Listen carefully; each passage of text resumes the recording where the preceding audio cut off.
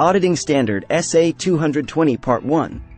SA 220 is an auditing standard that provides guidance to auditors on quality control procedures for an audit of financial statements.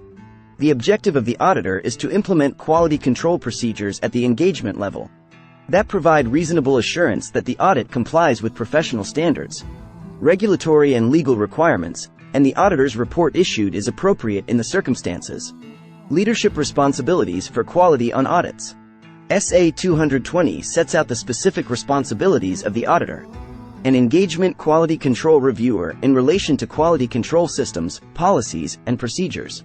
The engagement team has a responsibility to implement quality control procedures that are applicable to the audit engagement, and provide the firm with relevant information to enable the functioning of that part of the firm's system of quality control relating to independence. The engagement partner has specific requirements and responsibilities in ensuring the overall quality of each audit engagement they are assigned to. They must emphasize the importance of complying with professional standards, regulatory and legal requirements, and the firm's quality control policies and procedures.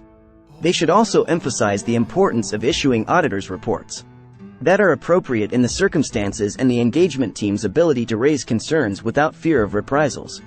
Relevant ethical requirements. Relevant ethical requirements and guidelines for an engagement partner conducting an audit are also covered in SA 220.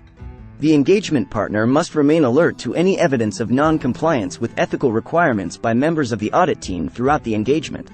They must form a conclusion on compliance with independence requirements that apply to the audit engagement and take appropriate action to eliminate or reduce such threats.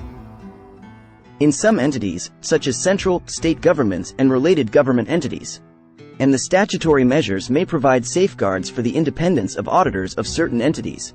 However, auditors or audit firms carrying out audits on behalf of the statutory auditor may need to adapt their approach to promote compliance with ethical requirements.